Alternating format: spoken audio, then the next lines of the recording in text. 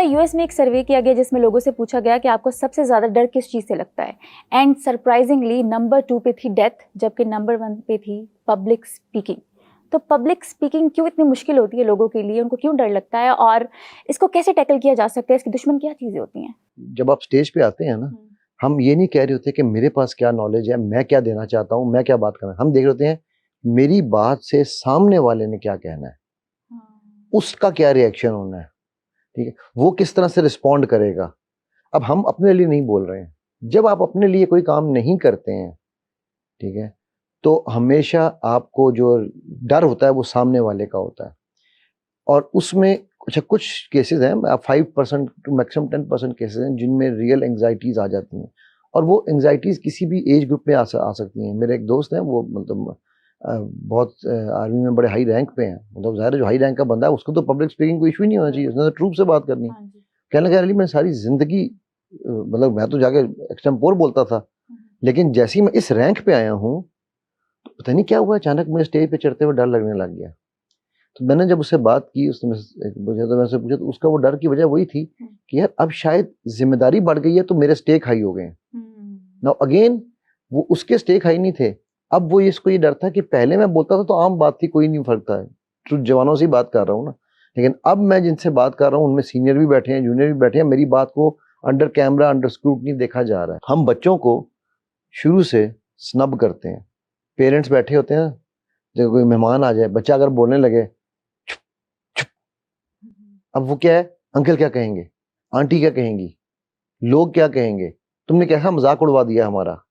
अब ये सारी हमारी एप्रीहेंशंस हैं, क्योंकि एज एल्डर्स हम ये समझते हैं कि हमें सब पता है, तो हम बच्चे के अंदर से वो जो एक हिस्से इजहार है ना, उसका कत्ल कर देते हैं।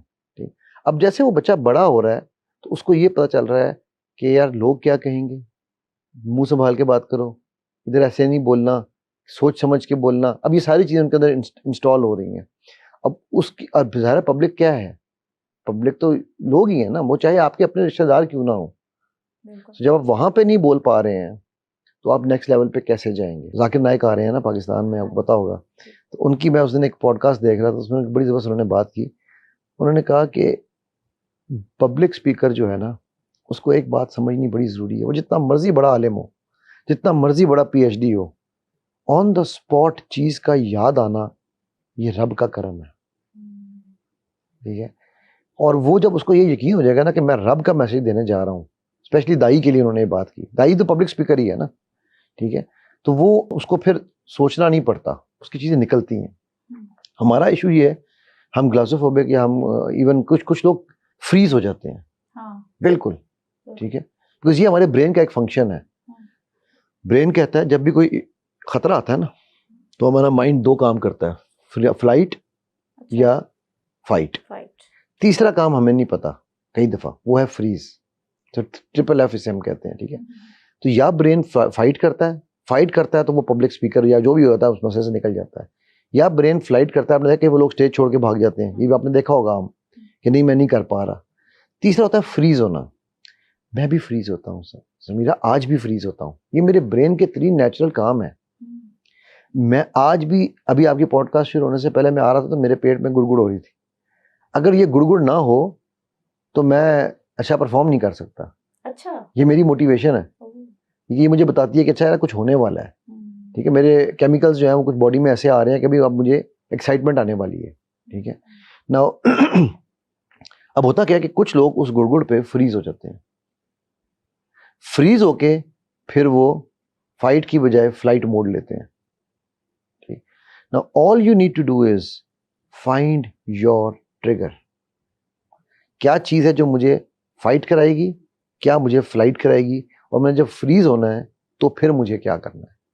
तो जब आप ये अगेन ये चीज सारी टेक्निक्स हैं, ये सीखी जा सकती हैं, ठीक है।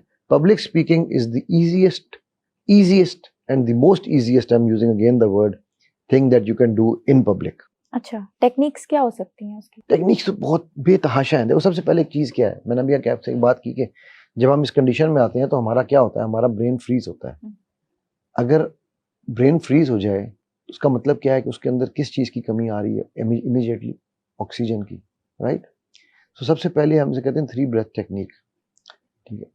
आप, अच्छा ये मैं तब बता रहा हूँ जो आपने पहले होमवर्क किया हुआ है, आपकी प्रिपरेशन अगर ठीक है, आपको पता है कि यार मैं रैंडम बोलूंगा, ठीक है, या मैं सिस्टमेटिक बोलूंगा, या मेरे पास पॉइंटर्स या मेरे पास पॉइंटर्स हैं, मतलब मुझे कोई ना, अब जैसे हमारे, मैं आपको उसकी मिसाल देता हूँ, हमारे एक सीनियर थे, खिजर भाई उनका नाम था, जब हम 8वीं में असलम दाल गए ना, तो वो ओल्ड सेकेंड ईयर हमारी थी, कोई निकल रहे थे वहाँ से, तो डिबेटिंग कंपटीशन था।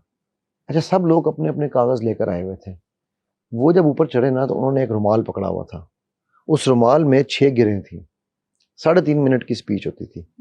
तो उन्होंने कहा कि जी मैं आज सोचा मैंने कि मेरे 5 साल गुजर गए हैं, मैं हमेशा कागज लेके आता हूँ, आज मैं देखता हूँ मेरे दिमाग की गिरें खुली हैं या नहीं। तो जब मैंने पहली गिरा खोल रहा हूँ तो मुझे उन्होंने टॉपिक पे बात की, दूसरी गिरा मुझे ये बता रही है, तीसरी गिरा मुझे ये बता रही है, मतलब उन्होंने ना पूरी स्पीच अपनी हर गिरा के साथ एक, अब ये उनका, अच्छा उन्होंने मजे में रुमाल पे जब गिरा खोलते तो लिखा हुआ था कि मैंने किस टॉप पॉइंट पे बात करनी है, वहाँ पे भी पॉइंटर्स लिखे हुए थे, पॉइंट लिखे हुए थे, पर वो उन्होंने बताया इस अंदाज से कि हम ऑडियंस सारी बैठ के इसी पे ही महसूस हो रहे थे कि यार ये तो भाईजान गिरा खोल रहे हैं, हम भाईजान कहते हैं ना कॉलेज में, ये तो गिरा खोल रहे हैं, ठीक है।